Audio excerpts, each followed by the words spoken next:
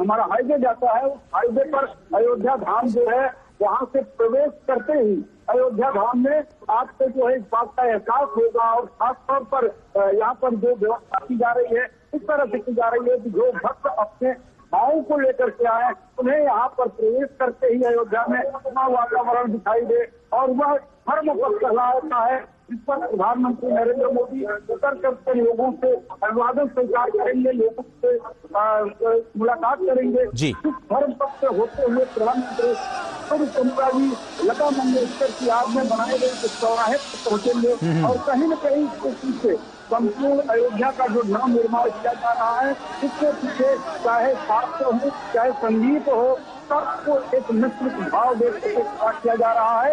यही कारण है कि लता और लता का नाम इस चौराहे को दिया गया और इस चौराहे से होते हुए प्रधानमंत्री नरेंद्र मोदी आगे बढ़ेंगे और हनुमानगढ़ी के सामने से होते हुए भगवान श्री राम लला के स्थान पर पहुंचेंगे जहां उनका प्रवेश द्वार है।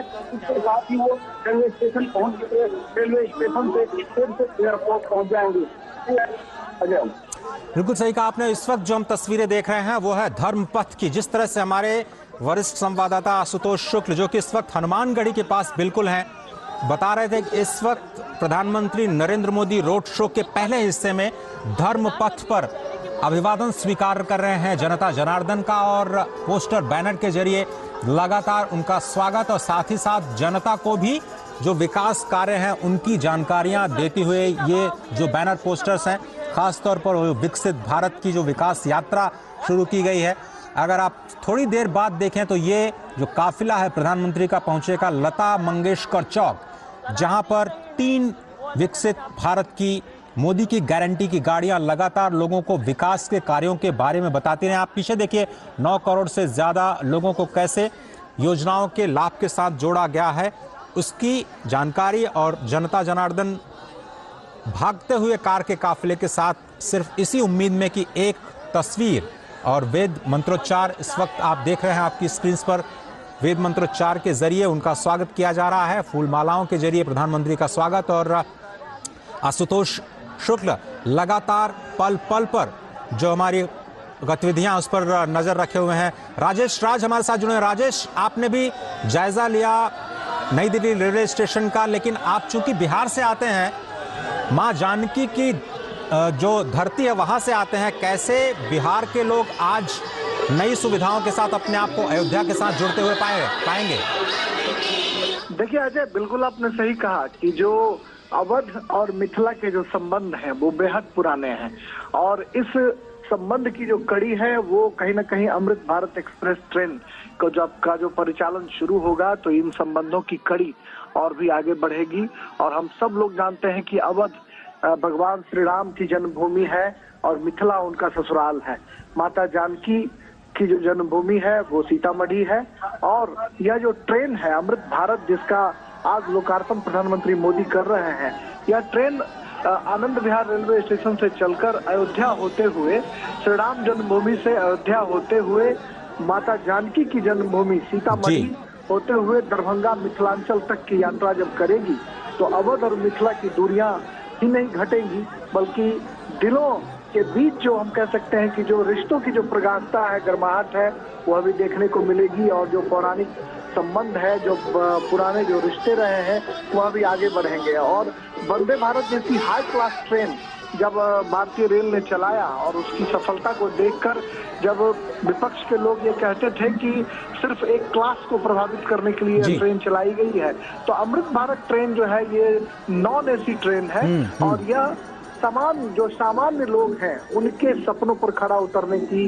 कोशिश जो है वो भारतीय बिल्कुल सही कहा आपने और बिल्कुल सही कहा आपने राजेश। चूंकि मिथिला के रस से बहुत सारे लोग अनभिज्ञ हैं, जानते नहीं है कि मिथिला का रस कैसे आपको प्रेम में सराबोर कर देता है। इसलिए जब ये सुविधाएं बढ़ेंगी तो माँ जानकी की धरती, जैसा कि आप कह रहे हैं, सीतामढ़ी और दरभंगा से होती हुई जो अमृत ट्रेन चलेगी। और इस वक्त आप देख रहे हैं राम कथा पार्क जो कि बिल्कुल पास में है लता मंगेशकर चौक के, वहां पर प्रधानमंत्री का काफिला पहुंच चुका है। ये स्तंभ जो देख रहे हैं वो नए भारत के नए विकास स्तंभ हैं। अलग मार्ग पर थोड़ी थोड़ी जगह पर आपको सुलभ शौचालय दिखाई देंगे, यानी बिल्कुल स्वच्छता का ख्याल रखा जाएगा। प्रधानमंत्री जिसके लिए हमेशा कहते रहे हैं कि जो भी तीर्थयात्री आएं वो अपना ख्याल रखें, साथ ही साथ शहर का ख्याल रखें, उस तीर्थ का ख्याल रखें जहां पर वो तीर्थाटन के लिए, पर्यटन के लिए जा रहे हैं। ये जो स्तंभ है अभी उसकी खूबसूरत आभा आप शाम को देखिएगा जब यहाँ पर ज़बरदस्त लाइटिंग होती है तो इस स्तंभ के जरिए कैसे एक विकास का द्वार आपको दिखता है। ये बिल्कुल लता मंगेशकर चौक पर इस वक्त प्रधानमंत्री का काफिला पहुंच चुका है। बहुत ही खूबसूरत तस्वीरें, अनेक संगीत और वाद्य यंत्र के साथ सैकड़ों लोग इस वक्त लता मंगेशकर चौक के पास प्रधानमंत्री नरेंद्र मोदी का अभिवादन करते हुए। उत्सुकता लोगों को जरूर थी, लेकिन उत्सुकता थी 22 जनवरी की। आज के दिन का अंदाज शायद किसी को भी नहीं रहा होगा कि प्रधानमंत्री 22 जनवरी से पहले आज 30 दिसंबर को भी, यानी 2023 खत्म होते होते एक बार अयोध्या का दौरा करेंगे। साथ ही साथ अयोध्या को कई हजारों करोड़ रुपए की परियोजनाओं की सौगात भी देंगे।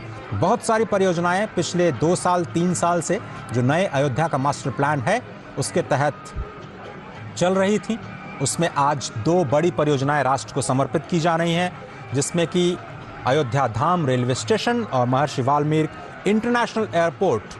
ये जो 2 परियोजनाएं हैं, एक परियोजना दुनिया को कनेक्ट करेगी भगवान राम के धाम से, तो दूसरी परियोजना देश के विभिन्न हिस्सों को भगवान राम के धाम से कनेक्ट करेगी। आशुतोष, क्या आप मेरे साथ बने हुए हैं?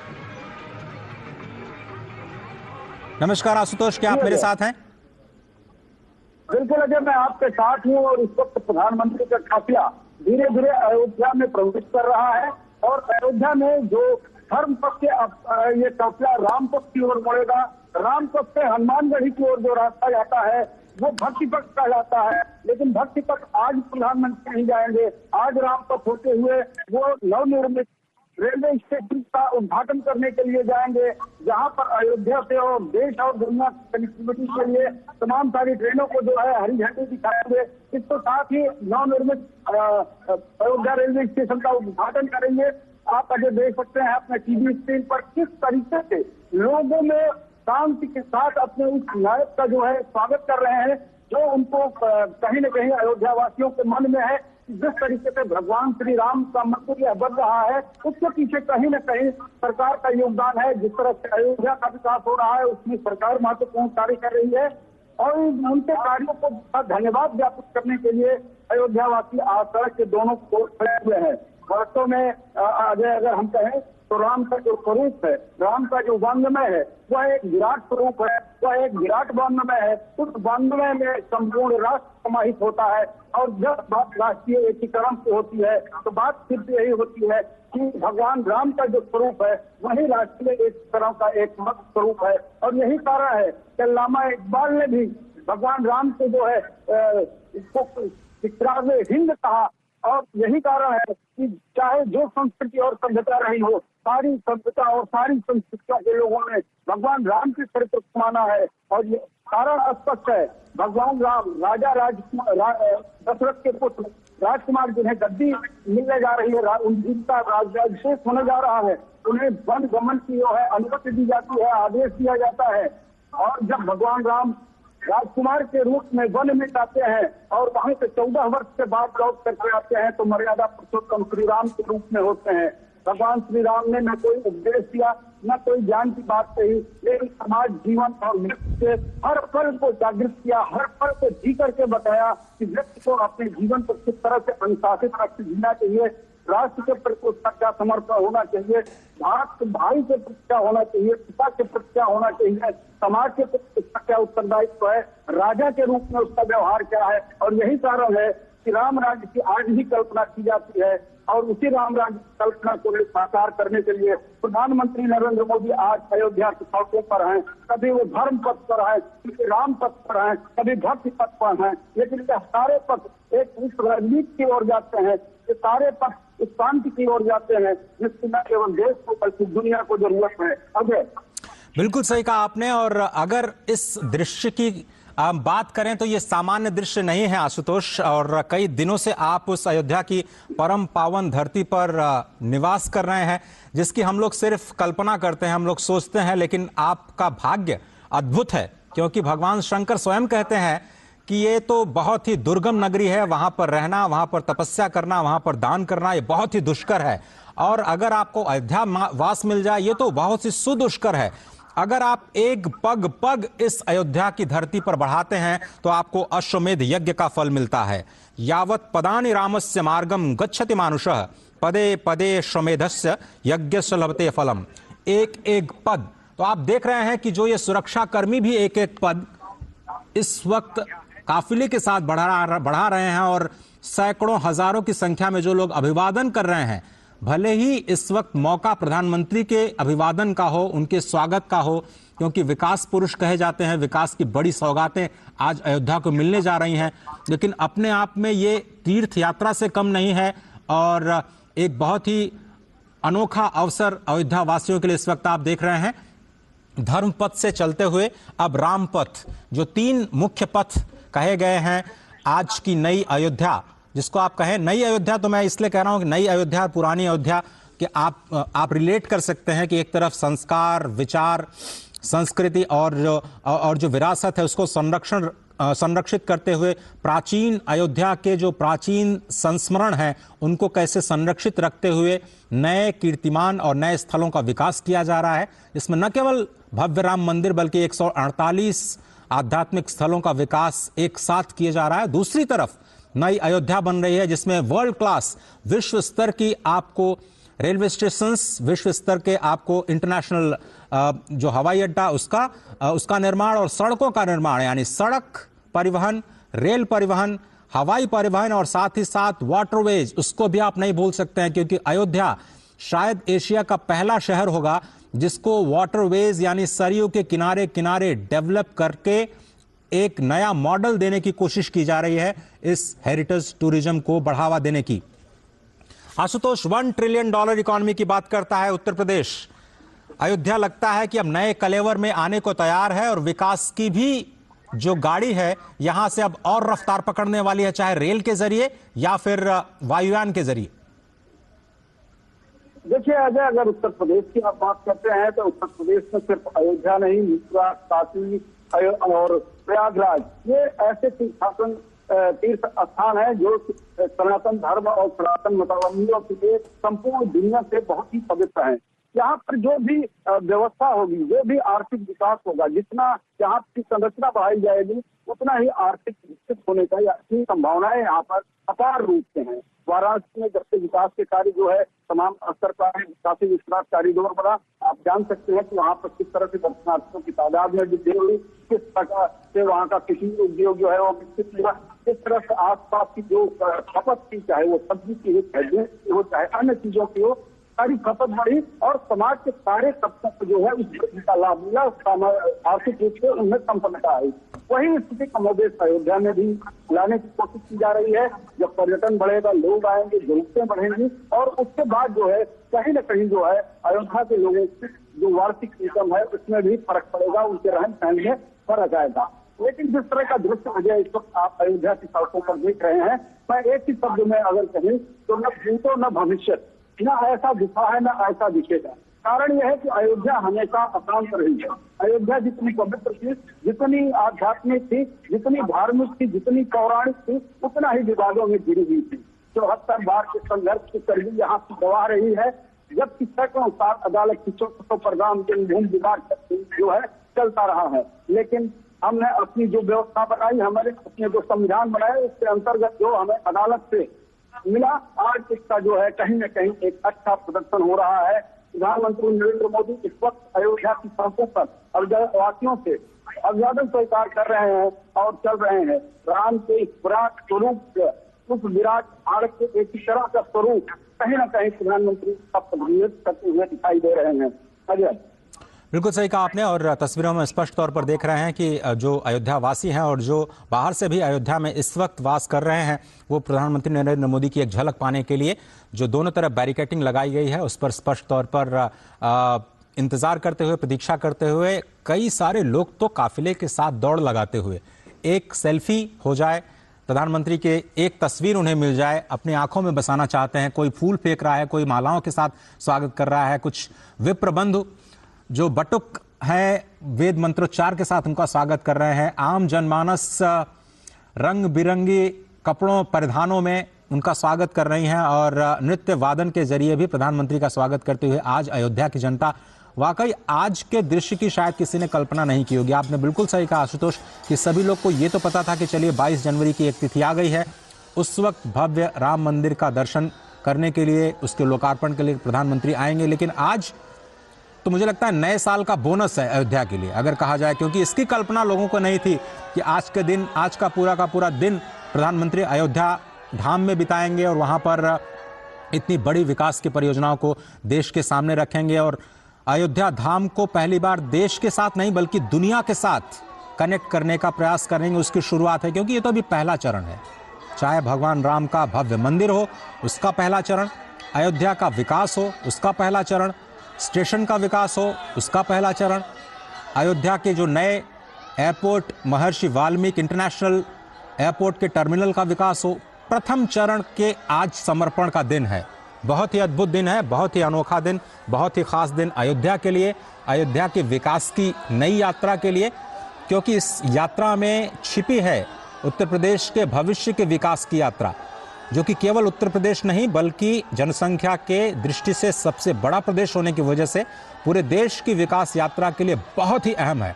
बहुत सारे लोग ये सवाल कर सकते हैं कि एक राम मंदिर बनने से क्या होगा, लेकिन आप देखिए तो राज्य सरकार और केंद्र सरकार मिलकर के 30,000 करोड़ रुपए की परियोजनाओं पर काम कर रहे हैं।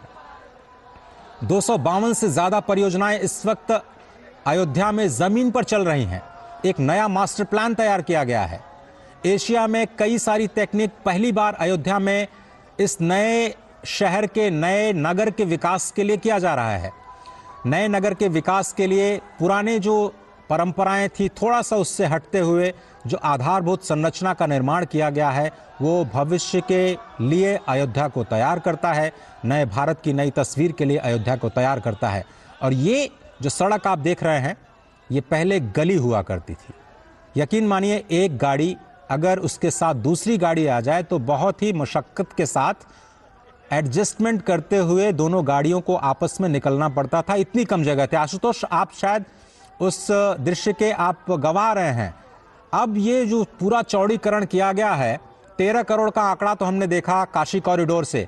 कितने करोड़ उम्मीद है अयोध्या को अगले 1 साल 2 साल में, अगर आपसे समझना चाहें तो?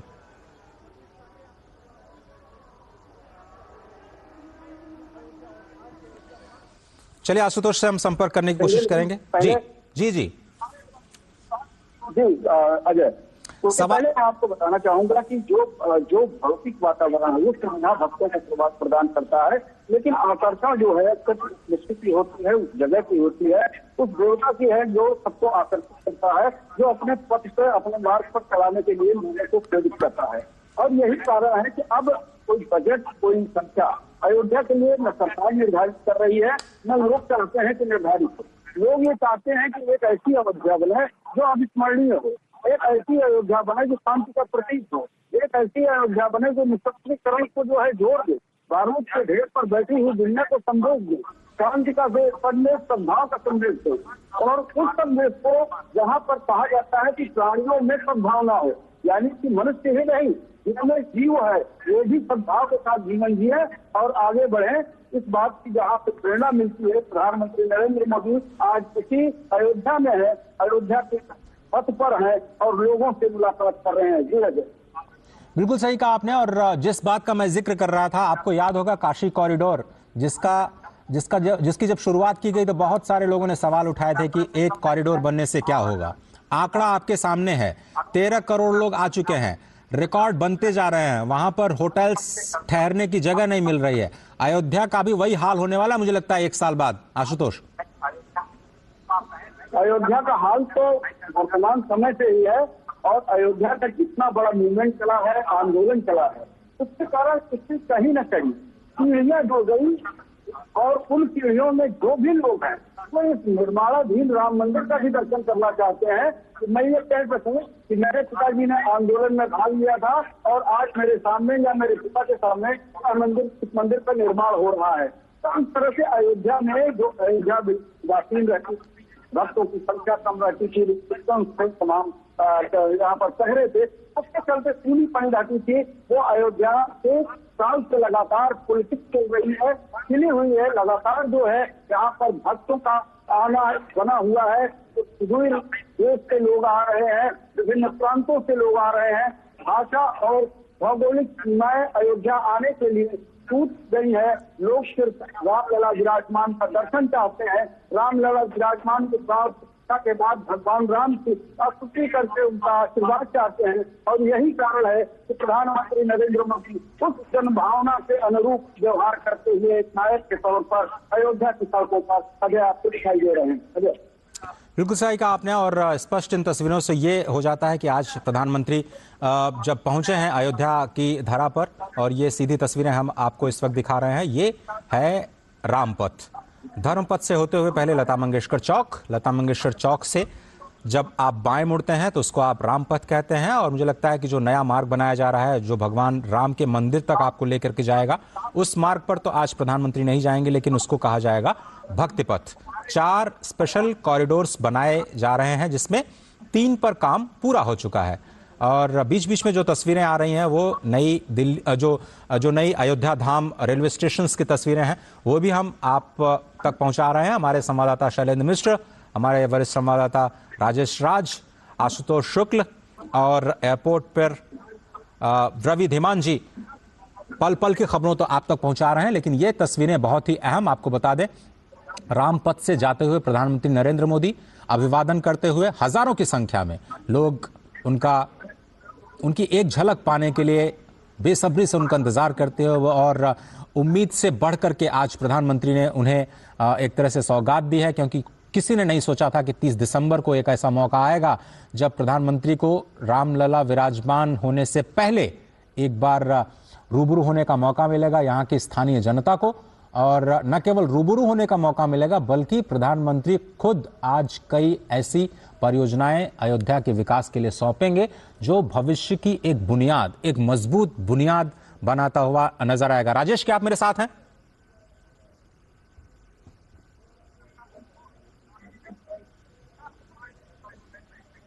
राजेश या शैलेंद्र, क्या आप में से कोई मुझे सुन पा रहा है? हाँ, मैं अजय जी आपकी आवाज सुन रहा हूँ। राजेश जी, बहुत धन्यवाद आपका। एक बार फिर से इस यात्रा को हम आपके साथ आगे बढ़ाते हैं। आशुतोष जी भी हमारे साथ बने हुए हैं। इस वक्त जो यात्रा है वो रामपथ की है, और आपने कहा कि माँ जानकी की जो धरती है, भक्ति नगरी, वहां से जोड़ते हुए अमृत ट्रेन चलने वाली है, और आपने तो उस ट्रेन में सफर भी किया है। कितनी बदलेगी दुनिया तीर्थयात्रियों की?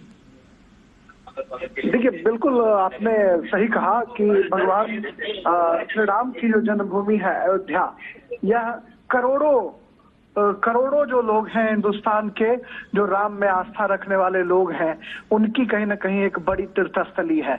और यहाँ पर दक्षिण भारत के जो लोग हैं उनका भी सालों भर आगमन होता रहता है। तो सिर्फ अयोध्या जो है कोई बिहार और उत्तर प्रदेश नहीं, बल्कि पूरब, पश्चिम, उत्तर, दक्षिण। आपने रंगनाथ की याद दिला दी हमें राजेश राज जी, और सही कहा आपने कि बैंगलोर से भी तो जुड़ रहे हैं हम लोग नई ट्रेन के जरिए। बहुत जल्दी विश्वेश्वरैया टर्मिनल से अयोध्या को जोड़ते हुए नई ट्रेन वहां से भी चलने वाली है। बिल्कुल, आज जो 2 अमृत भारत ट्रेन का परिचालन हो रहा है अजय, उसमें अयोध्या से एक दरभंगा और दूसरी जो ट्रेन है वो मालदा टाउन और बेंगलोर के बीच जो है वो अमृत भारत का परिचालन हो रहा है। और आने वाले दिनों में ये उम्मीद की जा रही है कि जैसे अयोध्या धाम रेलवे स्टेशन का कायाकल्प कर दिया गया, रात जब रेल मंत्री अश्विनी वैष्णव का मैंने इंटरव्यू किया था तो अश्विनी वैष्णव ने यही कहा कि आज इसकी कैपेसिटी 20,000 है, लेकिन आने वाले दिनों में 1 लाख लोगों के आवाजाही की कैपेसिटी बनाने की क्षमता हम अयोध्या धाम रेलवे स्टेशन पर रखेंगे। और स्टेशन के सबसे ऊपरी हिस्से पर जाकर के जब हमने देखा तो एक रूफ जो है वो तैयार किया गया है, जिस पर भी मुसाफिर आकर के बैठने का काम करेंगे। रूफ लॉन्ज उसको कहा जाएगा, और वो एक बेहद खूबसूरत नजारा प्रस्तुत कर रहा है। तो कुल मिलाकर हम देख सकते हैं कि जब यहाँ पर अयोध्या जो लोग आएंगे तीर्थाटन करने के लिए, और उनकी हसरत होगी कि माता जानकी की भूमि सीतामढ़ी हम जाएं, और सीतामढ़ी से फिर जो रामचंद्र जी का जो ससुराल है जनकपुर, वहां तक की यात्रा करें, तो कहीं न कहीं राजा दशरथ और राजा जनक कि जो दोनों नगरी है वो नगरी दोनों अपने को एक दूसरे को एसोसिएट करेंगे, संबद्ध करेंगे, और जो यहाँ तीर्थाटन करने वाले लोग हैं राजेश, जब राजेश जी, जब भगवान राम की वर यात्रा श्री अयोध्या धाम से निकली जनकपुर पहुंचने के लिए तो कई सारे दिन लग गए, क्योंकि उस वक्त तो रोज लोग पैदल चला करते थे, रथ के द्वारा चला करते थे। लेकिन आज जो यात्रा है विकास की इस नए परिवेश में, आधुनिक परिवेश में, समय की जो सीमा है बहुत कम हो जाएगी। ये जो अमृत ट्रेन आप बता रहे हैं, कितना समय लगेगा पहुंचने में मां जानकी की धरती से भगवान राम के अयोध्या धाम तक? देखिए, अयोध्या धाम जो ट्रेन अभी इनॉग्रल जो ट्रेन है, जिस ट्रेन में मैं सफर करूंगा, गोरखपुर तक हम बाबा गोरखनाथ की धरती तक हम जाएंगे। तो गोरखपुर तक हम 2-2:30 बजे के आसपास पहुंचेंगे, और यह ट्रेन दरभंगा आज रात तकरीबन 12 बजे के आसपास जो है, ये 12 बजे के आसपास, 12 बजे से के ऊपर जो है ये ट्रेन पहुंच जाएगी। और उससे पहले जो है सीतामढ़ी जो है माता जानकी की जो धरती, वहाँ ट्रेन पहुंचेगी। जनकपुर मतलब कमोबेश 10-12 घंटे का आप सफर कह रहे हैं कि 10-12 घंटे में आप आराम से वहां से जनकपुर से अयोध्या धाम पहुंच सकते हैं। चलिए, सबसे बड़ी बात है अजय कि जो ट्रेन है ये ट्रेन फुल्ली जो है नॉन एसी ट्रेन है, और जो पहले सवारी गाड़ियां चलती थी उन सवारी गाड़ियों को इतना अपग्रेड किया गया है कि इसकी जो सीटें हैं, बाथरूम्स हैं, या जो तमाम जो सुविधाएं इसमें दी गई हैं बहुत अत्याधुनिक है। हर एक बर्थ पर मोबाइल चार्जिंग की व्यवस्था की गई है, पानी के बोतल रखने की व्यवस्था की गई है, मोबाइल फोन आप आराम से वहां पर रख सकते हैं। तो कुल मिलाकर हम देख सकते हैं कि जो पहले लोगों को एक कुप्पे में चार्जिंग पॉइंट के लिए जूझना पड़ता था लोगों को, वो तमाम संकट जो है वो इसमें दूर हो चले हैं। बाथरूम्स भी बहुत खूबसूरत बाथरूम है, अत्याधुनिक सुविधाओं से लैस है। पैर जो है पैर से द्वारा संचालित होगा, वो जो नल अगर खोलने की जरूरत है तो सीधे पैर आप अगर पुश करेंगे तो पैर से ये ट्रेन जो नल है वो नल चालू हो जाएगा। आधुनिक सुविधाओं का बिल्कुल इस्तेमाल किया गया, आप सही कह रहे हैं। लेकिन हम अगर राजेश ये समझना चाहिए कि जो वंदे भारत की बात आप कर रहे थे, वंदे भारत एक अत्याधुनिक तकनीक के साथ एसी कोच की जो व्यवस्था की गई थी, मुझे लगता है कि अब वो उसका लक्ष्य तो है कि 75 वंदे भारत ट्रेन चलाई जाएं। क्या हम ये माने कि आगे जाते हुए अमृत ट्रेन का सिलसिला अब चल निकला है? अयोध्या भले ही एक पड़ाव हो, एक सुखद पड़ाव हो, लेकिन अब अमृत ट्रेन की भी संख्या आगे बढ़ेगी आगे जाते हुए भविष्य में? देखिए, निश्चित तौर पर, और जिस तरीके से लोग सवाल खड़े करते थे, जो विरोध करने वाले लोग थे या जो आलोचक थे, वो कहते थे कि बुलेट ट्रेन नहीं चल सकती है, सेमी हाई स्पीड ट्रेन नहीं चल सकती है, उन तमाम लोगों को करारा जवाब दिया गया। और उसके बाद जब वंदे भारत ट्रेन का सफल परिचालन शुरू हुआ तो फिर ये सवाल उठने लगे कि एक क्लास जो है उसके लिए सिर्फ चलाया गया है ये ट्रेन। लेकिन जब अमृत भारत ट्रेन जब चलेगी और जब अवध से मिथिला की दूरी तय करेगी तो कहीं ना कहीं यह ट्रेन जो है सिर्फ दो सभ्यता संस्कृतियों का मिलन नहीं करेगी, बल्कि जो मुसाफिर हैं उनके पॉकेट का भी ख्याल रखेगी कि बहुत कम पैसे में मुसाफिर जो है, जो वंदे भारत में अफोर्ड नहीं कर सकते हैं लोग, भारतीय रेल ने उनके लिए एक दूसरा मिनी वंदे भारत जो है वो ट्रेन तैयार कर दिया है। और इसमें जो सीट है, जो तमाम तरह की सुविधाएं हैं, वो बहुत कुछ जो है वो बहुत उम्दा ट्रेनों से मैच करती हैं। राजधानी या वंदे भारत ट्रेनों के जो में जो बहुत सारी चीजें हैं उससे मिलती जुलती ये ट्रेन है। और ऐसे में अगर आने वाले दिनों में सवारी गाड़ियों के परिचालन पर या इन अमृत भारत ट्रेन का अगर परिचालन बड़े पैमाने पर होता है, और मुझे लगता है कि भारतीय रेल इस ट्रेन के माध्यम से जो पुरानी जर्जर जो ट्रेनें हैं उनको रिप्लेस करने की तैयारी भी कर रही है। यानी भारतीय रेल अपने एक नए क्लेवर, नए फ्लेवर, नए तेवर के साथ मुसाफिरों के दिलों पर राज करने की तैयारी कर रहा है। और इसमें अमृत भारत एक्सप्रेस जो है ये मील का पत्थर साबित होगा। और इसकी जो एक नई टेक्नोलॉजी है अजय, वो मैं आपको संक्षेप में बताना चाहूंगा कि ये पुश-पुल, मतलब जो दोनों ट्रेन के इंजन के बीच जो जगह खाली होती थी और ट्रेन में कई बार जोर का झटका लगता था, उस झटके से अमृत भारत एक्सप्रेस ने निजात दिला दी है। दोनों बॉगियों के बीच में जो गैप था उस गैप को खत्म कर दिया गया है और ये ट्रेन जो है एक दूसरे बॉगी को आराम से कनेक्ट कर रहा है, न सिर्फ टहल कर जाने के लिए बल्कि बॉगियों के बीच में कोई गैप नहीं है जिससे ठीक है राजेश जी, जो है वो नहीं लगता। जैसे ही रेलवे स्टेशन पर प्रधानमंत्री पहुंचेंगे और लोकार्पण करेंगे, हम और भी आपसे बात करेंगे अमृत ट्रेन की खूबियों के बारे में और कैसे ये एक नए मील का पत्थर साबित हो सकता है भारतीय रेलवेज के लिए। लेकिन इस वक्त जो आप तस्वीरें देख रहे हैं, बहुत ही अद्भुत, अलौकिक, आधुनिक अयोध्या की जो तस्वीरें हैं आप अपनी स्क्रीन पर देख रहे हैं।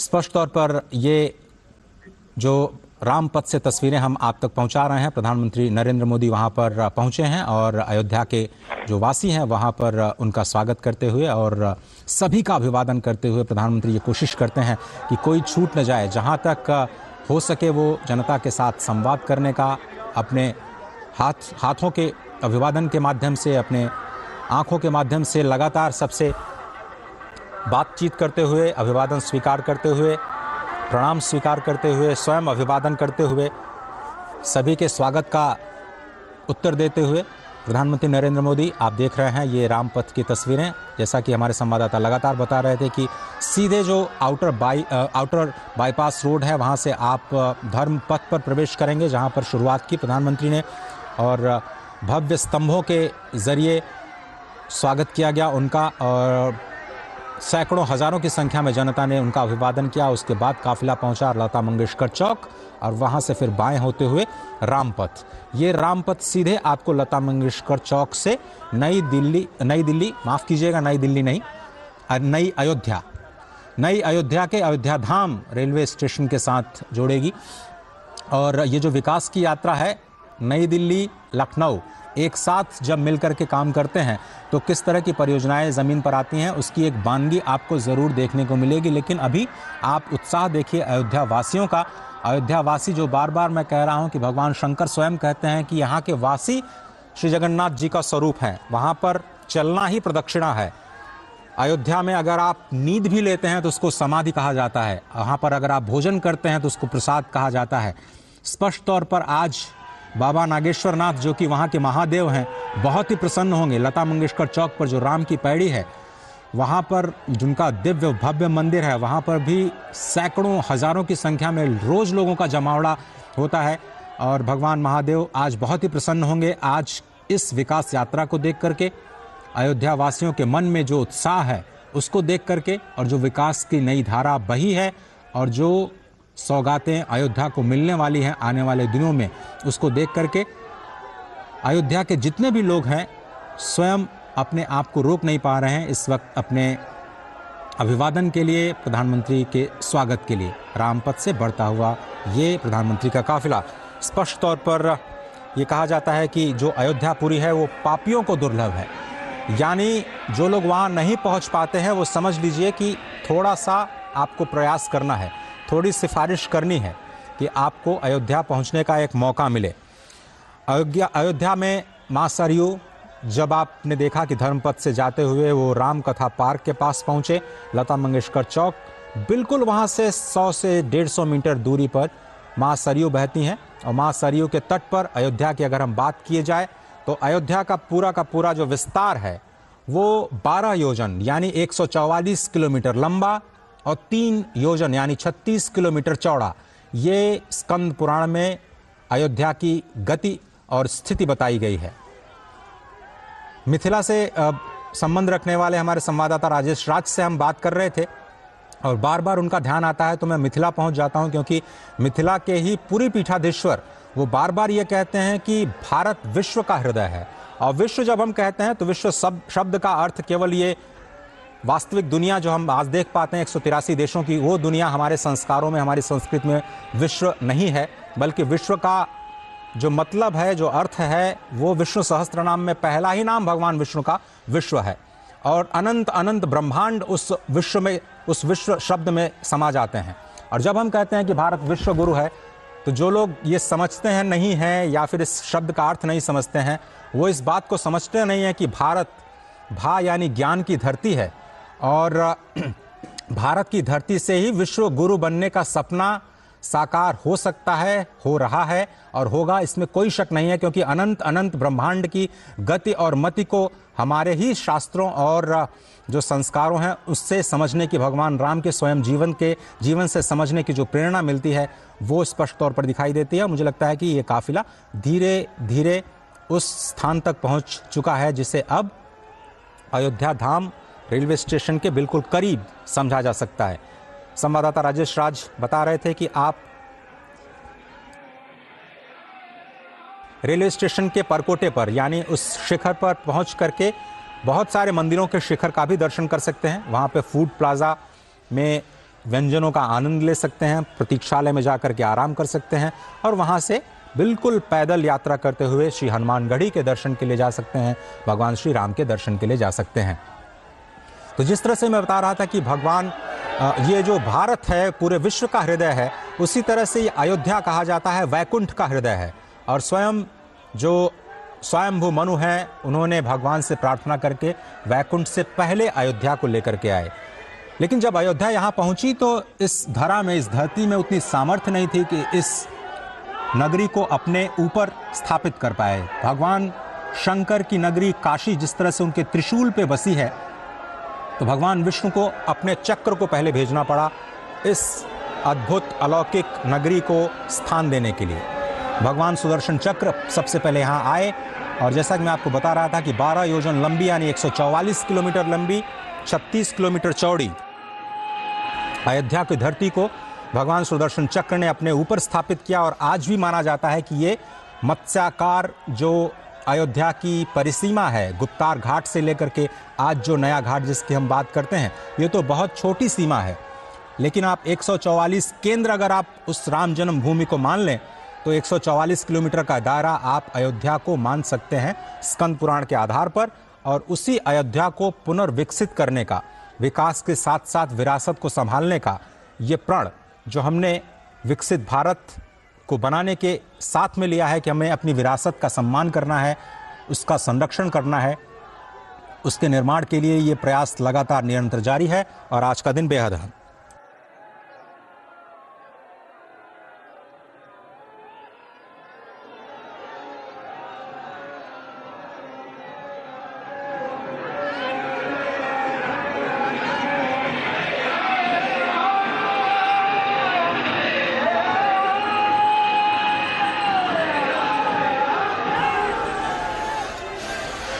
हमारे संवाददाता शैलेंद्र मिश्र, राजेश राज और आशुतोष शुक्ल लगातार स्थिति पर नजर बनाए हुए हैं।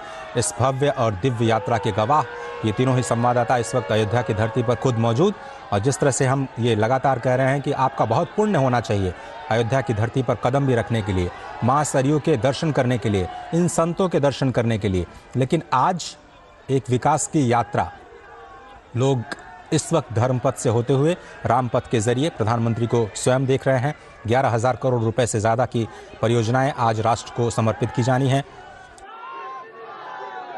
कुछ पुरानी परियोजनाएं राष्ट्र को समर्पित की जाएंगी, कुछ नई परियोजनाएं उनका शिलान्यास किया जाएगा और क्या कुछ दिशा स्वयं प्रधानमंत्री मोदी के मन में है यहाँ की विकास की यात्रा को लेकर के, उसको आज देश के सामने रखा जाएगा जब वो आज करीब 1:30 बजे 2 बजे यहाँ के जो निवासी हैं उनसे मुखातिब होंगे। नए एयरपोर्ट का टर्मिनल बन करके तैयार हो गया है। एयरपोर्ट अथॉरिटी ऑफ इंडिया के लिए भी बहुत ही अद्भुत क्षण, एविएशन मिनिस्ट्री के लिए भी बहुत ही चैलेंजिंग टास्क, 1.5 साल 2 साल में इस पूरे टर्मिनल बिल्डिंग को खड़ा करना। और जैसा कि हमारे संवाददाता बता रहे थे कि यह पहला फेज है रेलवे स्टेशन का जिसे 5 गुना विस्तार दिया जाएगा। 20,000 यात्रियों की जो क्षमता है उसको बढ़ा करके 1 लाख यात्रियों तक करने की योजना सरकार की बन चुकी है, रेलवेज की बन चुकी है। उसी तरह से एविएशन मंत्रालय की जो योजना है वो मौजूदा टर्मिनल के पहले फेज को जब दूसरे फेज में विस्तार दिया जाएगा तो उसका आकार 10 गुना करने की है। आप ये समझिए कि हर रोज 1 से 1.5 लाख लोग अयोध्या की धरती पर आएंगे रामलला के दर्शन करने के लिए। इतनी बड़ी संख्या में लोगों का स्वागत करना, लोगों की रहने की व्यवस्था करना, लोगों के जो मूलभूत सुविधाएं हैं, पानी की, ठहरने की, रहने की, भोजन की, प्रसाद की, जो स्वच्छता के कार्यक्रम किए जाने हैं उसकी, उन सब की व्यवस्था करना यहाँ के अयोध्या नगर निगम के लिए कितनी बड़ी चुनौती रहा होगा। लेकिन इसको नई अयोध्या के निर्माण में इन सभी कारकों का ख्याल रखा जा रहा है। स्पष्ट तौर पर जो नई अयोध्या का निर्माण किया जा रहा है उसमें डेडिकेटेड जो सीवर लाइन है, उसके साथ साथ जो ग्रीन टर्मिनल्स या ग्रीन जो टेक्नोलॉजी का इस्तेमाल किया जा रहा है कि कम से कम पोल्यूशन के साथ में, कम से कम प्रदूषण के साथ में जो निर्माण कार्य हैं उसको अंजाम दिया जाए। बिल्डिंग्स जो बनाई जा रही हैं, चाहे वो रेलवे स्टेशन की बिल्डिंग हो या फिर एयरपोर्ट टर्मिनल की बिल्डिंग हो, उसको कैसे ग्रीन टेक्नोलॉजी के जरिए, नई हरित टेक्नोलॉजी के जरिए कम से कम प्रदूषण के साथ बनाया जाए, कम से कम समय में बनाया जाए, ये एक इसका ख्याल रखने की पूरी कोशिश की गई है। और लगातार फिर से हम वही आपको समझाने की कोशिश, बताने की कोशिश कि कैसे भारत विरासत को और विकास को एक साथ लेकर के चलने का भरसक प्रयास कर रहा है। और ये अयोध्या की धरती से अब जो नई विकास की यात्रा निकली है वो देश को विकसित बनाने में एक महत्वपूर्ण भूमिका अदा करेगी, इसमें कोई दो राय नहीं। क्योंकि अब जनता, खास तौर पर युवाओं का जो आकर्षण है इन नई आधारभूत संरचनाओं के जरिए, जो पूरी दुनिया को आकृष्ट करने का, भगवान राम के धाम में आकृष्ट करने का जो प्रयास, उसकी शुरुआत हुई है, वो एक अनोखी पहल कही जा सकती है अयोध्या के विकास के लिए। आशुतोष शुक्ल, क्या आप मेरे साथ हैं? बिल्कुल अजय मैं सुन रहा हूँ। तो इस विकास यात्रा को अब आपके जरिए हम आगे बढ़ाते हैं और समझने की कोशिश करते हैं कि ये जो यात्रा है, विकास की यात्रा, अब यहाँ से आगे और कौन से पड़ाव तय करने जा रही है? बिल्कुल अजय, जिस तरीके से ये विकास की यात्रा है, इसका पड़ाव जो है वो इसका आखिरी कोई छोर नहीं होता है। विकास की यात्रा में अगर आप केवल मूलभूत सुविधाओं या संरचनाओं के विकास को विकास मानते हैं तो वह संपूर्ण विकास नहीं है। विकास में व्यक्तित्व का विकास, मानवता का विकास, समाज का विकास, निर्माण, ये सारी चीजें भी जुड़ती हैं। और यही सारा जब सत्ता का निर्माण होता है, किसी देश का निर्माण होता है, तो उसके पीछे एक वैचारिक अवधारणा होती है।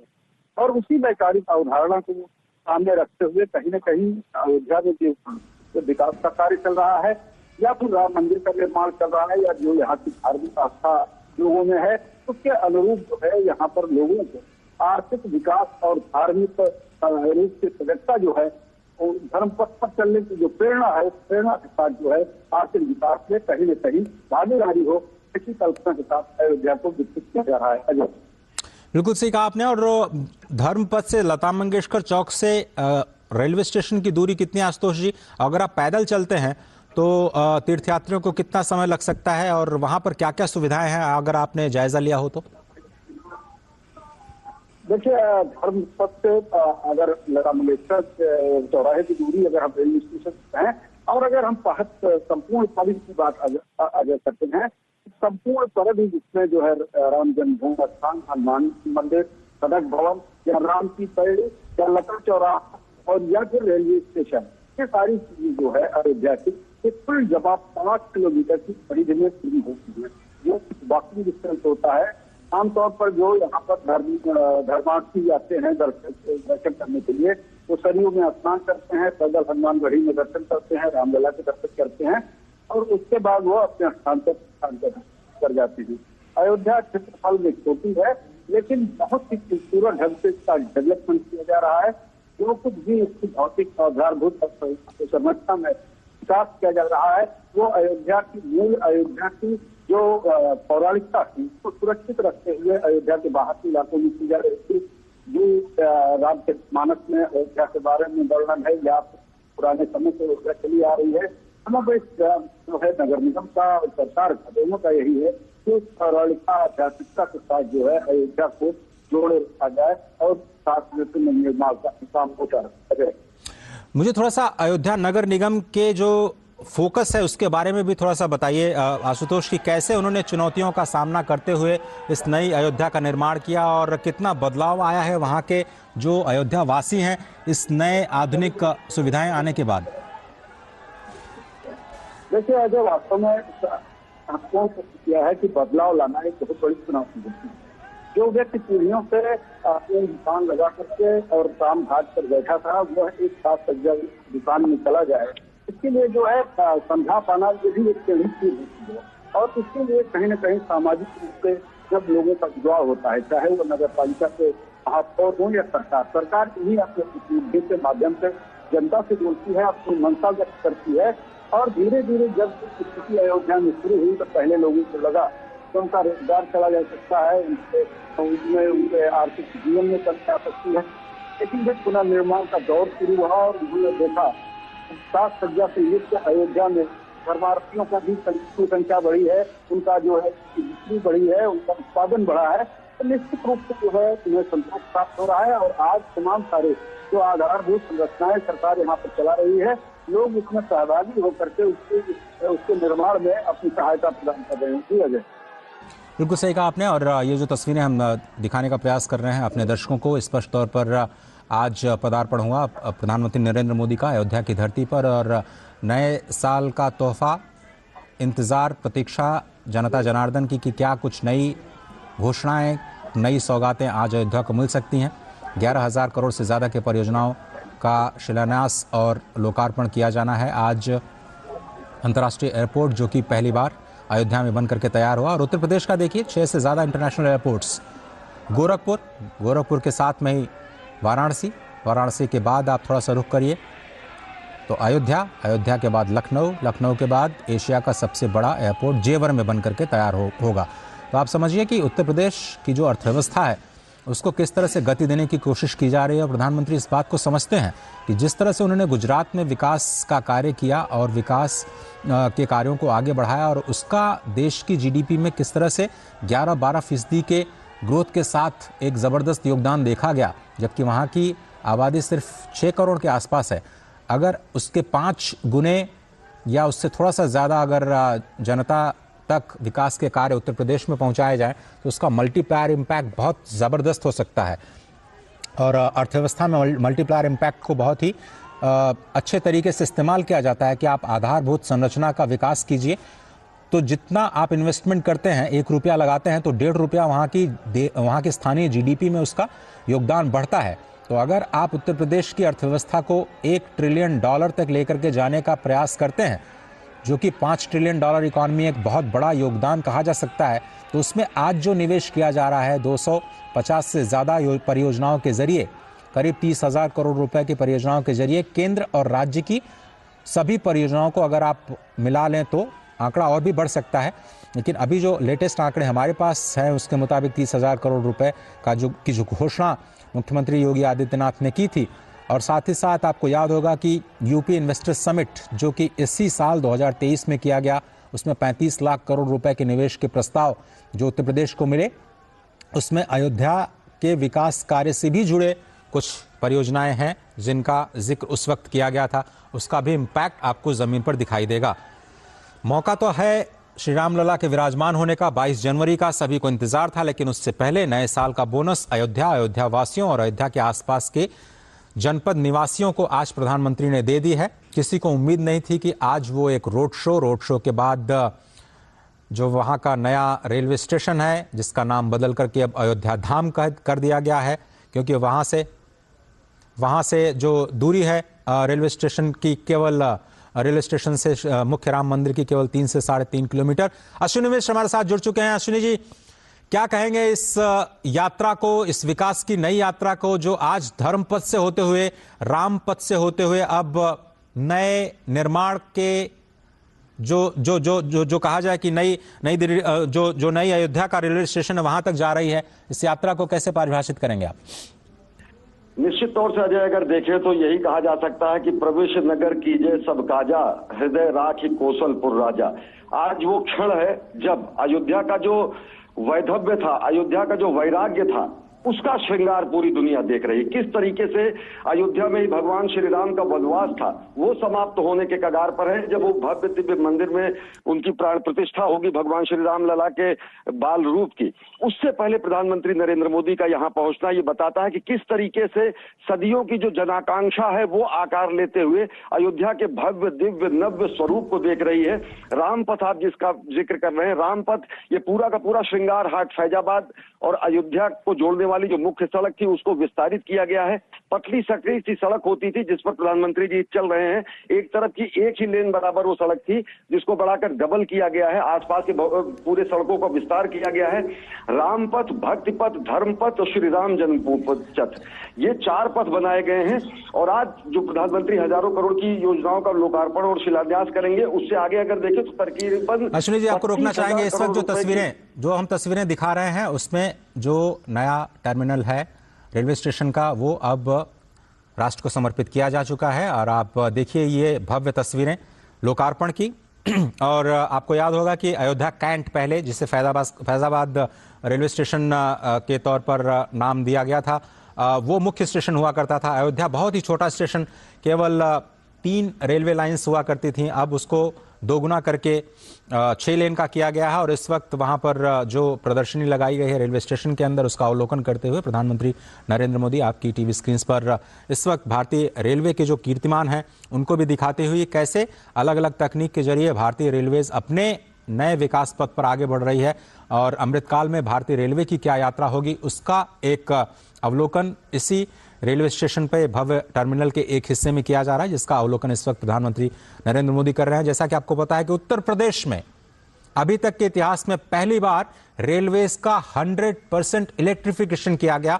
इन सभी कीर्तिमानों की जानकारी प्रधानमंत्री को दी जा रही है और कैसे नए कोचेस का निर्माण किया गया है। आपको याद होगा कि काशी जब भी जाते हैं प्रधानमंत्री नरेंद्र मोदी, DLW जो डीजल लोकोमोटिव वर्कशॉप है वहां पर रुकते हैं। वो एक बहुत ही प्राचीन संस्थान है इंजन निर्माण का, जो कि स्वयं काशी की धरती पर विद्यमान है। रायबरेली का जो कोच फैक्ट्री है उससे भी आप परिचित होंगे, जिसको फिर से रिवाइव करने का प्रयास इस सरकार के दौरान किया गया और वहाँ बड़े पैमाने पर इन्वेस्टमेंट किया गया। रेलवेज का इलेक्ट्रिफिकेशन 100% इलेक्ट्रिफिकेशन किया जा चुका है। चौड़ीकरण का काम भी उत्तर प्रदेश में जो ब्रॉड गेज बनाने का काम है, ब्रॉड गेज के कंप्लीट इलेक्ट्रिफिकेशन का कार्य किया जा चुका है। और रेलवे स्टेशन का जो मॉडल है वो देख रहे हैं, क्योंकि पहला चरण जो है वो आज लोकार्पण किया गया। अभी इसके दूसरे चरण में इसको विस्तार दिया जाएगा, 5 गुना विस्तार, क्योंकि उम्मीद यह की जा रही है कि जैसे काशी कॉरिडोर के बनने के बाद, महाकाल कॉरिडोर बनने के बाद वहां पर आने वाले लोगों की, तीर्थयात्रियों की संख्या में, पर्यटकों की संख्या में भारी वृद्धि हुई।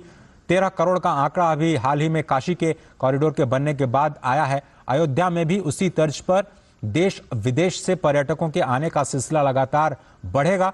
उसको संभालने के लिए इस क्षमता का विस्तार किया जाना है। तो दूसरे चरण में इसकी जो क्षमता है रेलवे स्टेशन की, उसको 5 गुना विस्तार देने की जो तैयारी है, उसमें नई रेलवे लाइंस का निर्माण और नई ट्रेन्स के परिचालन की जो व्यवस्था है वो भी की जाएगी। 8 ट्रेन्स का आज लोकार्पण भी किया जाएगा हरी झंडी के जरिए। वंदे भारत और अमृत ट्रेन्स का एक साथ जुड़ाव, देश के अलग अलग कोने से अयोध्या को जोड़ने की जो आज परिकल्पना है वो आज जमीन पर आते हुए इस प्रथम चरण में आपको दिखाई देगी। और इस वक्त जो स्थानीय सांसद हैं, उप मुख्यमंत्री, मुख्यमंत्री और रेलवे मंत्री श्री अश्विनी वैष्णव के साथ इस रेल परियोजना के उस मॉडल का अवलोकन करते हुए और अश्विनी वैष्णव जी समझाते हुए कि किस तरह से इसका निर्माण किया गया है और कैसे अत्याधुनिक तकनीक का इस्तेमाल करते हुए इस नए टर्मिनल को बिल्कुल ग्रीन टर्मिनल के तौर पर विकसित किया गया है। कई सारे फेजेस में इसको, और स्पेस का यूटिलाइजेशन बहुत ही जबरदस्त, क्योंकि जगह बहुत कम थी वहां पर। चौड़ीकरण किया जाना था, 3 लेन को अगर 6 लेन किया जाना है तो पहले तो आपको पटरी बिछाने के लिए ही आपको विस्तार करना पड़ेगा। और उसके बाद जो टर्मिनल के लिए या स्टेशन के लिए जगह बचती है उसमें आप कैसे मल्टी स्टोरीड बिल्डिंग का निर्माण करते हैं, प्रतीक्षालय के लिए, फूड प्लाजा के लिए, लोगों के ठहरने के लिए, दुकानों के लिए, और कैसे एक रीडेवलपमेंट करते हैं आदर्श स्टेशन के रूप में अयोध्या धाम को। ये एक नई तस्वीर पूरी दुनिया के सामने ये है कि एयरपोर्ट की तरह आपको सभी सुविधाओं से लैस ये नया अयोध्या धाम का टर्मिनल, जिसका लोकार्पण प्रधानमंत्री के हाथों द्वारा, मुख्यमंत्री योगी आदित्यनाथ के हाथों द्वारा किया जा चुका है। अश्विनी मिश्र हमारे साथ जुड़ रहे हैं। अश्विनी, ये जो नया रेलवे स्टेशन बना है उसके बाद क्या कुछ तस्वीर बदलेगी और कैसे 1 से 1.5 लाख लोगों को संभाल पाएगी अयोध्या? अश्विनी या फिर परिसर है जी। और ये सबसे बड़ी विडंबना थी अजय, यहाँ कहना बेहद प्रासंगिक होगा कि फैजाबाद जंक्शन मेन जंक्शन होता था, अयोध्या हाल्ट होता था, अयोध्या सेकेंडरी जंक्शन होता था। आज अयोध्या धाम जंक्शन पूरे अयोध्या जिले का सबसे सुव्यवस्थित और सबसे सुंदर जंक्शन बन चुका है। और सबसे बड़ी बात यह है कि आज यहाँ वंदे भारत और अमृत भारत ट्रेनों का यहाँ से परिचालन किया जा रहा है, जो कि इस पूरे क्षेत्र के लिए सौगात होगा। देश को और दुनिया को यहाँ जाने वाले पर्यटकों को नई अनुभूति प्रदान करेगा। ये पूरा का पूरा विस्तारित नया मॉडल भगवान श्री राम को समर्पित ही है। भगवान श्री राम के मंदिर से समर्पित जो वास्तु है उसी का उपयोग करते हुए इसको बनाया गया है। लेकिन इसमें आध्यात्म के साथ साथ आधुनिकता का अद्भुत समन्वय है। जबरदस्त लॉन्च बनाए गए हैं, एयरपोर्ट जैसी पूरी की पूरी फील आती है। प्रथम चरण का ये काम निश्चित अभी कंप्लीट किया गया है। इसे भव्य तरीके से आज प्रधानमंत्री नरेंद्र मोदी ने इसे लोकार्पित किया है, राष्ट्र को समर्पित किया है, राम भक्तों को समर्पित किया है, देशवासियों को समर्पित किया है। और सबसे बड़ी बात अगर देखें तो ये अयोध्या धाम जो जंक्शन होगा, ये अब आने वाले वर्षों में मुख्य अयोध्या धाम स्टेशन बन जाएगा। अयोध्या का जो कैंट स्टेशन है और जो अयोध्या से आगे अगर देखें, जो गोरखपुर से आएंगे लोग, वो रामघाट एक स्टेशन पड़ता है, वहां पर उस विस्तार किया जा रहा है।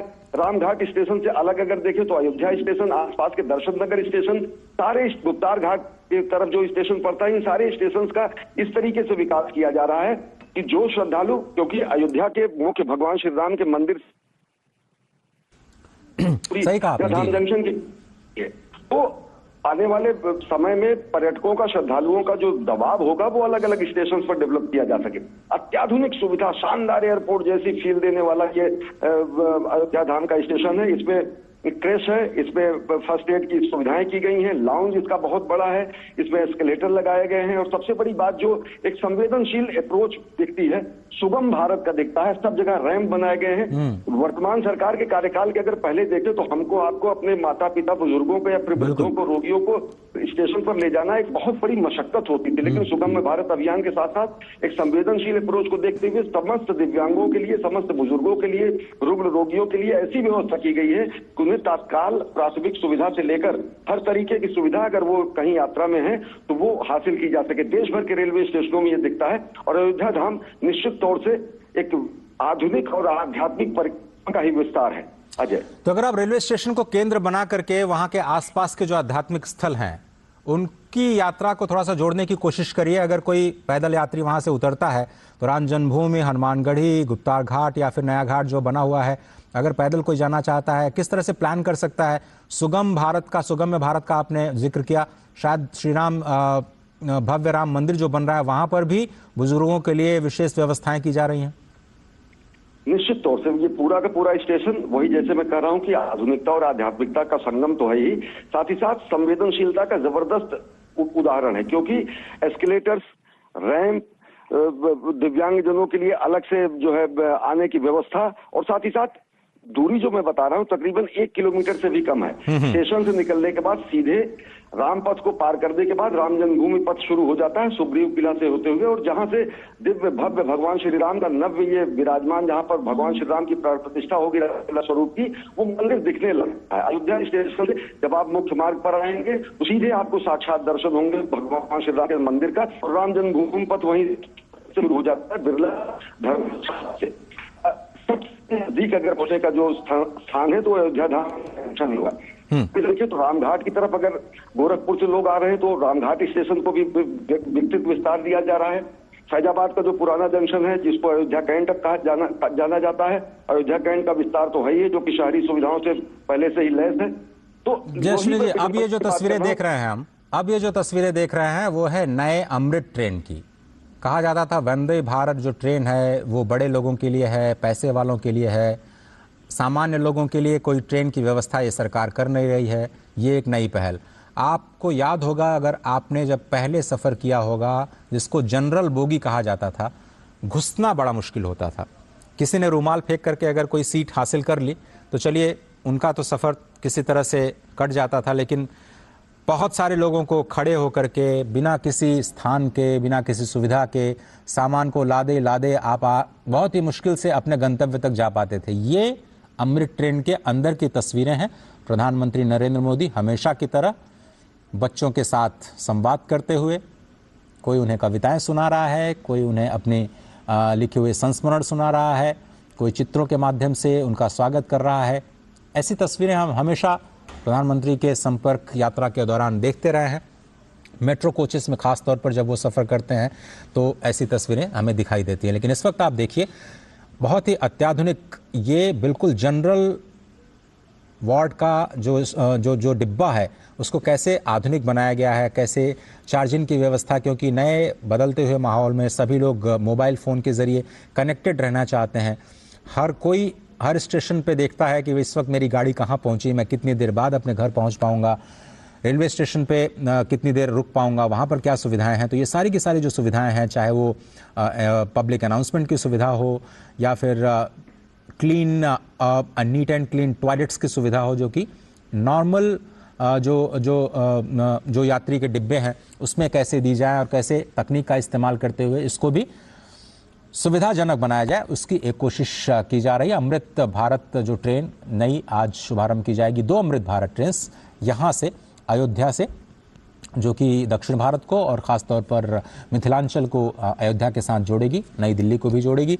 तो उसके साथ साथ जो 6 वंदे भारत ट्रेन हैं उसका भी आज शुभारंभ किया जाएगा, जिनका हॉल्ट अयोध्या धाम को बनाया गया है, स्पष्ट तौर पर इसी बात को ध्यान में रखते हुए कि जब रामलला विराजमान होंगे तो लाखों की संख्या में जो पर्यटक आएंगे उनको समायोजित करने के लिए बहुत सारे साधनों की ज़रूरत होगी। कुछ लोग ट्रेन से, कुछ लोग सड़क परिवहन से, कुछ लोग वायुयान के ज़रिए, कुछ लोग अपनी गाड़ी से, कुछ लोग बसों के ज़रिए, बहुत सारे यात्राओं के जरिए, बहुत सारे यात्रा के जो साधन हैं उनका इस्तेमाल करते हुए अयोध्या तक पहुंचना चाहेंगे। साथ ही साथ वाटरवेज का भी निर्माण किया जा रहा है, वहां पर भी जो सुविधाएं हैं, बताया जा रहा है कि वाटर मेट्रो की भी शुरुआत अयोध्या में होने वाली है। तो ये एक इंटीग्रेटेड अप्रोच है पूरे ट्रांसपोर्ट सिस्टम का, और विरासत के साथ कैसे विकास को आप जोड़ते हैं उसकी एक बानगी, उसकी एक झलक आपको दिखाई देगी।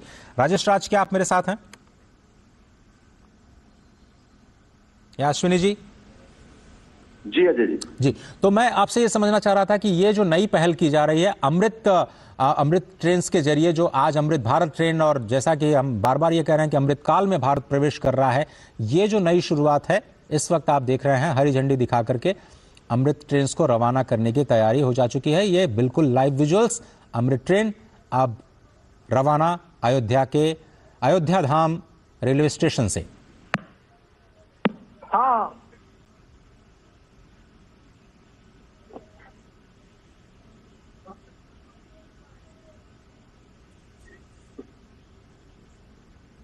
करतल ध्वनियों के बीच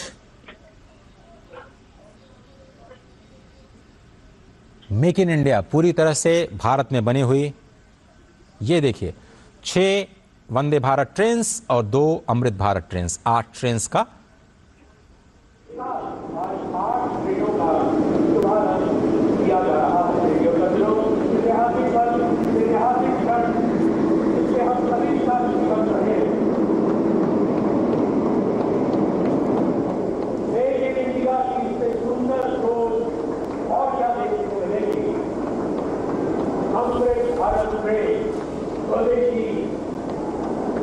अपने भारत की ट्रेन अमृत काल के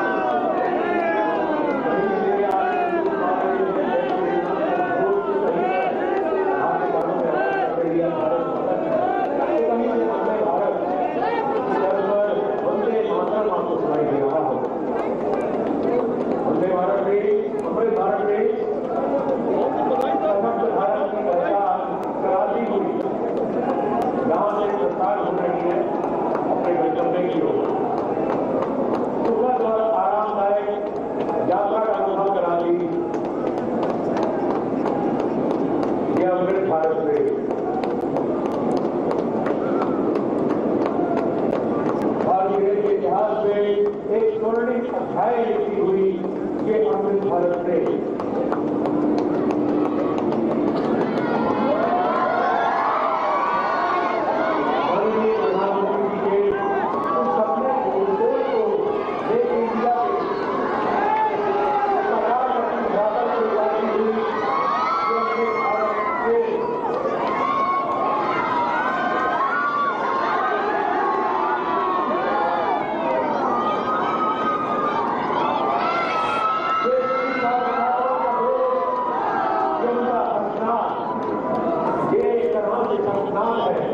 विकसित भारत की नई पहचान के लिए कि अब भारत को विश्व गुरु बनने से कोई नहीं रोक सकता। ये विश्वास था कि अमृत भारत के स्वदेशी निर्मित भारत में निर्मित अमृत भारत में प्रधानमंत्री जी सभी का अभिवादन स्वीकार करते हुए उनकी हौसला अफजाई करते हुए हाथ मिलाकर उनका अभिवादन करते हुए ये है हमारे भारत का शीर्ष नेतृत्व जो हर एक के सपनों को साकार करने के लिए दिन रात प्रयासरत है।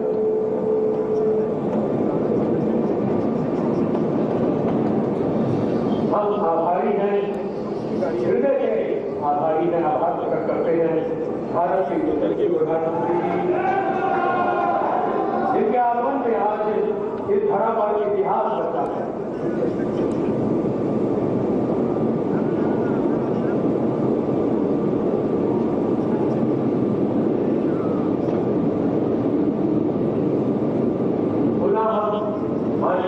प्रधानमंत्री जी का आभार प्रकट करते हैं तथा हमारे सभी आप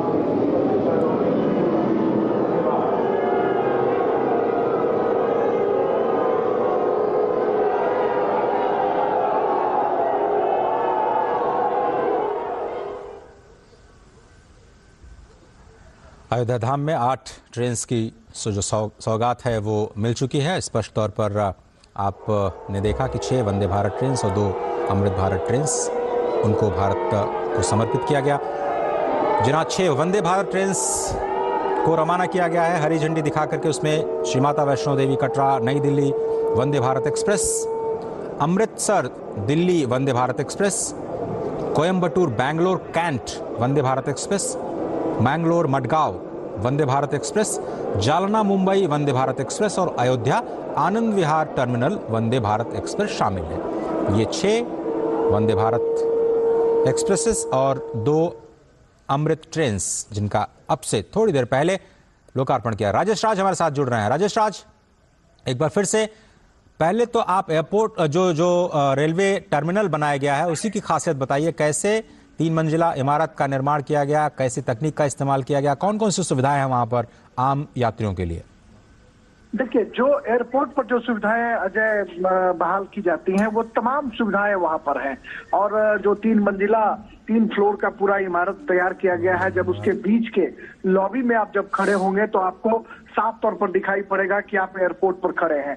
कोई रेलवे स्टेशन जैसा कोई शक्ल वहां दिखाई नहीं पड़ता है। जो गेट है वो गेट ठीक उसी अंदाज में बनाए गए हैं जो एयरपोर्ट पर बनाए जाते हैं। और गेट की नंबरिंग की गई है बाकायदा, 1 नंबर 2 नंबर 3 नंबर इस तरह से नंबरिंग की गई है। और बहुत खूबसूरत नक्काशी के साथ तमाम जो चीजें डिस्प्ले की गई हैं उस पर साफ तौर पर अंकित है कि फर्स्ट फ्लोर पर है, क्या है, ग्राउंड पे क्या है। हम एस्केलेटर बनाए गए हैं, बच्चों शिशुओं के देखभाल की व्यवस्था के लिए वहां पर बाकायदा कमरे बनाए गए हैं, डॉक्टर्स की व्यवस्था है। फूड प्लाजा है ग्राउंड फ्लोर पर, जहां पर रात अश्विनी वैष्णव रेल मंत्री का जहां हमने इंटरव्यू किया वो फूड प्लाजा में बैठे हुए थे। और फूड प्लाजा से निकलने के बाद हमने उनसे बातचीत करी। और जो फर्स्ट फ्लोर का हिस्सा है वहां भी फूड प्लाजा के लिए जगह आरक्षित की गई है। कई लिफ्ट बनाए गए हैं, सीढ़ियां भी है। इसके अलावा सभी जो जो कक्ष है उनके लिए सब श्रेणियों के लिए अलग अलग आरक्षित श्रेणियों के लिए लॉन्च बनाए गए हैं, बैठने की व्यवस्था की गई है। लोग आराम से अगर ट्रेन अगर किसी को चेंज करना हो या अगर इंतजार करना हो तो लंबे समय तक बहुत ही अत्याधुनिक सुविधाओं से लैस आरक्षित रूमों में वो आराम से बैठ सकते हैं। इसके अलावा अगर हम बात करें तो जो मंदिर की जो शक्ति भगवान श्री राम की जो जन्मभूमि है और जहां पर मंदिर का निर्माण हो रहा है, जो 22 जनवरी को जिसका लोकार्पण किया जाएगा, शुभारंभ होगा, उसी शक्ल में अयोध्या धाम मंदिर को भी तैयार किया गया है। जो बाहर का हिस्सा है उस पर खूबसूरत लाइटिंग है और मंदिर के जो गुंबद है वो बिल्कुल राम जन्मभूमि के मंदिर से मैच करते हैं। जो श्रद्धालु, जो पर्यटक यहाँ पर अयोध्या धाम की यात्रा के लिए पहुंचेंगे वो आराम से पैदल हनुमानगढ़ी जा सकते हैं। भगवान राम के दर्शन के लिए उनके मंदिर तक वहां पहुंच सकते हैं और अयोध्या धाम स्टेशन पर उतरने के साथ ही अजय उन्हें एक धार्मिक सांस्कृतिक जो है वो अनुभूति होगी। उन्हें लगेगा कि वो धर्म की नगरी में पहुंच चुके हैं। धर्म की नगरी में पहुंचने के साथ ही उनका जो एहसास है वो उन्हें मंदिर की ओर ले जाएगा। और तमाम जो कैपेसिटी की बात करें तो जो सबसे ऊपर का हिस्सा है, जो अभी है ऊपर हम लोग को दिखाने के लिए ले गए थे, वो रूफ लॉन्च होगा। बड़े बड़े लोहे के पिलर्स जो हैं वो ऊपर बनाए गए हैं और मुझे लगता है कि 15 मीटर ज्यादा ऊंचाई होगी और उसके ऊपर यात्री जो हैं वहां बैठ सकेंगे और प्रकृति के साथ संवाद करने का एक भारतीय रेल ने बड़ी जरिया उनके लिए जो है वो तैयार किया है। और वर्ल्ड क्लास स्टेशन की जो परिकल्पना है भारतीय रेल की, जिस तरीके से गांधीनगर को बनाया गया, उसके बाद अयोध्या को तैयार किया गया है। देश में ये योजना है कि कम से कम 100 रेलवे स्टेशनों को विश्व स्तरीय रेलवे स्टेशन की सूची में शुमार किया जाए। तो कहीं ना कहीं भारतीय रेल जिस तरीके से पुरानी टेक्नोलॉजी को छोड़कर नई टेक्नोलॉजी के साथ आगे बढ़ रही है, उनके जो लोकोमोटिव्स हैं, आप अगर बिहार के मधेपुरा की बात करें तो वहां पर जो 12 हॉर्स पावर के जो मजबूत इंजन जो लोकोमोटिव तैयार किए जा रहे हैं वो दुनिया भर के देशों में आकर टिक रहे हैं। तो हिंदुस्तान अब मेक इन इंडिया के साथ कहीं ना कहीं भारतीय रेल हिंदुस्तान को आगे बढ़ाने की कोशिश कर रहा है।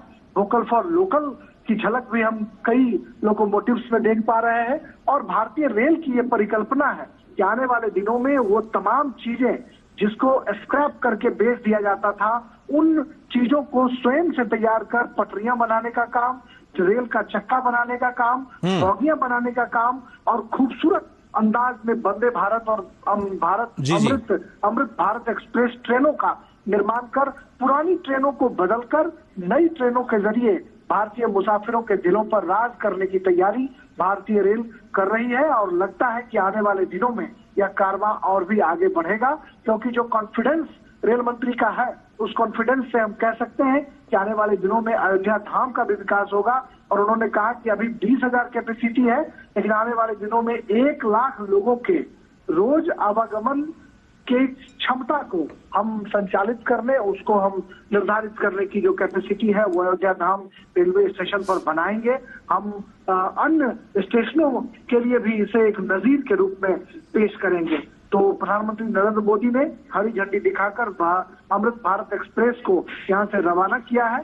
जो वंदे भारत ट्रेन 6 ट्रेनें चली हैं उसको भी एक एक कर रवाना किया जा रहा है। और हम कह सकते हैं कि रेलवे स्टेशन पर जो एक अद्भुत छटा थी, जो छोटे छोटे बच्चे थे या फिर जो मुसाफिर थे, उनके चेहरे बिल्कुल खिले हुए थे और पटरियों के राजेश क्या आप भी इन ट्रेन्स में से किसी ट्रेन में सफर कर रहे हैं और आपकी यात्रा कहाँ तक है, अगर आप बता पाएं? जी बिल्कुल, मैं अयोध्या से अमृत भारत जो एक्सप्रेस है वहां से जो मिथिला के लिए जो ट्रेन जा रही है दरभंगा, उस ट्रेन से मैं गोरखपुर तक की यात्रा करूंगा और गोरखपुर में फिर बाबा गोरखनाथ की भूमि पर उतरकर वहां से फिर दिल्ली वापस आने की तैयारी होगी। और कहीं ना कहीं जो अवध और मिथिला के लिए जो ट्रेन खुली है उस ट्रेन में चढ़ने का सौभाग्य मुझे भी प्राप्त हुआ है। और यह अवध और मिथिला की दूरी को कम करेगा और जो पुराने रिश्ते हैं उनमें कहीं ना कहीं प्रगाढ़ता लाएगा। और राजा जनक की भूमि जो जनकपुर है, जनकपुर की यात्रा भी सीतामढ़ी में जो जनक नंदिनी सीता की जन्मस्थली है, सीतामढ़ी से ये ट्रेन गुजरेगी। वहां उतरने के बाद जनकपुर मोड़ एक स्टेशन होगा, वहां से लोग जनकपुर जा सकेंगे जहां पर राम सीता का विवाह हुआ था। उस भव्य मंदिर का भी लोग जाकर के दर्शन कर सकते हैं, वहां पर दीदार कर सकते हैं और फिर वहां से दरभंगा होते हुए मधुबनी, जयनगर और नेपाल तक की भी यात्रा कर सकते हैं। तो कुल मिलाकर हम कह सकते हैं कि यह ट्रेन जो है न सिर्फ 2 दिलों को जोड़ेगा, न सिर्फ दो आध्यात्मिक नगरी को एक करने की कोशिश करेगा, बल्कि जो पड़ोसी मुल्क नेपाल है उनके साथ भी हमारे रिश्तों में और भी नजदीक लाएगा, हमारे रिश्तों को और भी मजबूत करेगा। अजय, बिल्कुल सही कहा आपने। और जब आप मिथिला का नाम लेते हैं तो थोड़ा सा जो मिथिला रस है वो तो शायद समझने वाली बात है, वो अनुभव की बात है, वो इस तरह से समझ में नहीं आती है जो भगवान श्री राम को कभी जाने ही नहीं देते हैं। कहते हैं कि भगवान राम की विदाई कभी मिथिला से हुई ही नहीं। भगवान राम यहाँ पर रामलला के रूप में भले ही विराजें, अलग अलग जगहों पर अलग अलग नाम से भले ही श्री राम लला विराजें, लेकिन मिथिला वालों ने तो कहा हमने भाई कोहबर बिहारी के रूप में अपने राम जी को रख लिया है और हमने उनकी कभी विदाई की ही नहीं। एक बार विवाह करने गए तो मिथिला के ही रह गए। ये रस बहुत सारे लोगों को समझ में नहीं आता। संतों से बात करनी पड़ेगी और उनके शब्द ब्रह्म के जरिए अपने अंतर्हित करना पड़ेगा इस रस को, तभी आप समझ पाएंगे कि दरभंगा से ये जो जोड़ती हुई अयोध्या को अमृत ट्रेन चली है उसका मतलब है क्या। बिल्कुल सही कहा अजय जी आपने। और जो भगवान श्री राम है वो भले ही अयोध्या के लिए भगवान हो, लेकिन वो मिथिला के दामाद है, मिथिला के खून है। और मिथिला की जो पाग है, मिथिला की जो पाग है, मिथिला की जो संस्कृति है, खान पान बोली और जो पान मछली मखान कहा जाता है कि मिथिला का सत्कार का एक